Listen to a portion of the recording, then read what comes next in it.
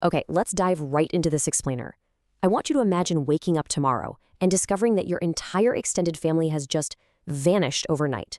Not your parents, not your siblings, but literally everyone else. Every cousin, every uncle, every distant relative across the globe. Just gone, leaving only your immediate family completely alone in the world. Now, while that sounds like the setup for a crazy sci-fi movie, that is exactly what happened to humanity. You know, today, when we say the word human, we naturally only think of one species, right? Us. But for the vast majority of Earth's history, the planet wasn't just inhabited by one kind of human. It was actually a thriving, incredibly diverse forest of different, unique human species. For hundreds of thousands of years, these different species shared the globe.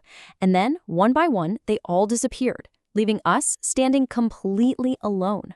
Which brings us to the core, truly compelling mystery of this explainer. How on earth did we become the only ones left in this really crowded human family tree? Like, what exactly was our evolutionary secret? So let's start with Chapter 1, An Earth Full of Humans.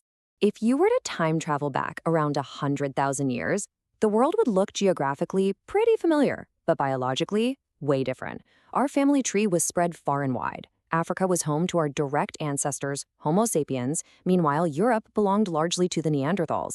Across parts of Asia, you had this mysterious group known as the Denisovans. And down on the Indonesian island of Flores lived tiny humans, barely over 3 feet tall, called Homo floresiensis. It's like a giant puzzle where different continents were home to totally uniquely adapted humans. And just to give us a little slice of humble pie here, we weren't even the first great travelers. Long before Homo sapiens spread across the map, Homo erectus had already been there, done that. They showed up nearly 2 million years ago. They survived ice ages, shifting climates, huge predators. I mean, they mastered fire and made stone tools way before we even existed. If survival is a championship, Homo erectus absolutely holds the all-time record. Yet, eventually, even they vanished.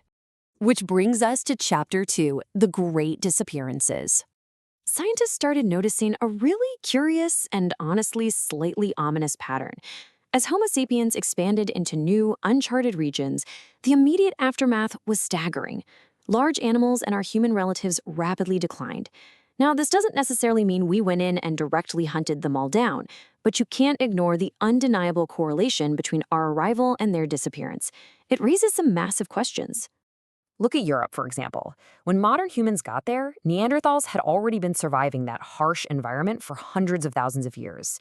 And contrary to popular belief, they weren't just primitive brutes. They were incredibly muscular, built with thick bones totally adapted for freezing weather. They made sophisticated tools, they used fire, they cared for their sick, and they even buried their dead. They were powerful, intelligent survivors.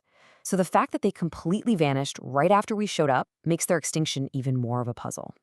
And it wasn't just the muscular giants of Europe either. Over in Indonesia, we found Homo floresiensis, those remarkable humans I mentioned who were barely 3 feet tall. And their size wasn't some kind of mistake. Through this amazing evolutionary process called island dwarfism, they perfectly adapted to survive on their island's limited resources. They controlled fire and hunted successfully for millennia. But yep, you guessed it. Just like the Neanderthals, right around the time modern humans spread through their region, these highly adapted islanders vanished too. So what's the deal? Did we just wage some brutal prehistoric war across the globe? Well, actually, scratch that. It's not quite that simple. Extinction is usually a messy combination of things like climate changes, resource scarcity, and totally new diseases. But here is why our arrival was so often the final blow: competition. If our species hunted just slightly more efficiently or gathered food just a little bit faster, we slowly starved out the competition. Those tiny little advantages compound over thousands of years, pushing populations that were already stressed right over the edge. Moving on to Chapter 3, The Secret to Survival.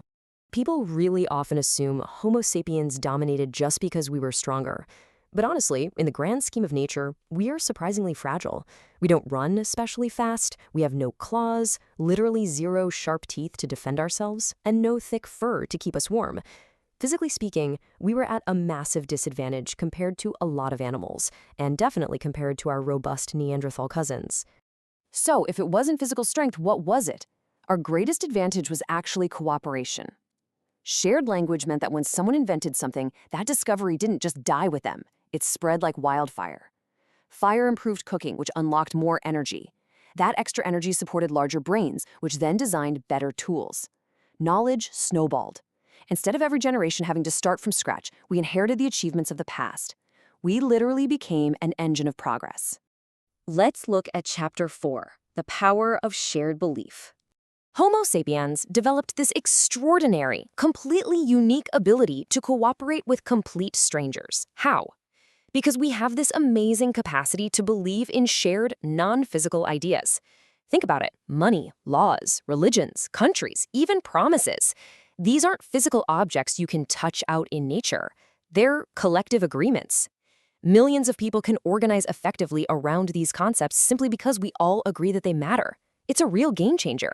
And this shared belief fundamentally transformed our whole trajectory.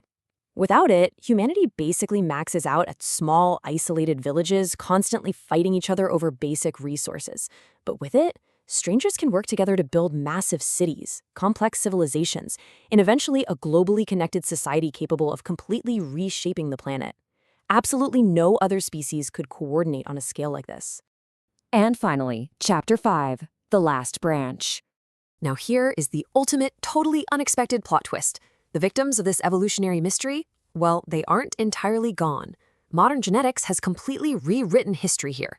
When our ancestors met Neanderthals and Denisovans, they didn't just compete with them, they interbred.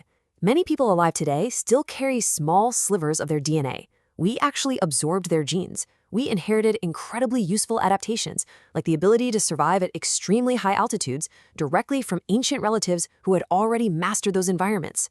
How cool is that? It goes to show that history is way more nuanced than a simple story of conquerors wiping out the vanquished. As scientists have noted, we are walking museums.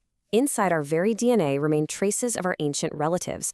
We are basically the sum of a massive, deeply interconnected ancient family.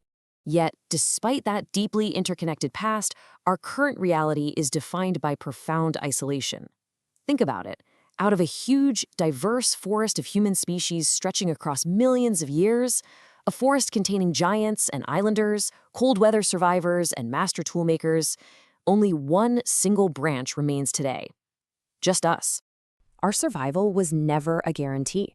It was the result of adaptation, incredible cooperation, and honestly a whole lot of luck. Which brings us to the biggest takeaway from this explainer.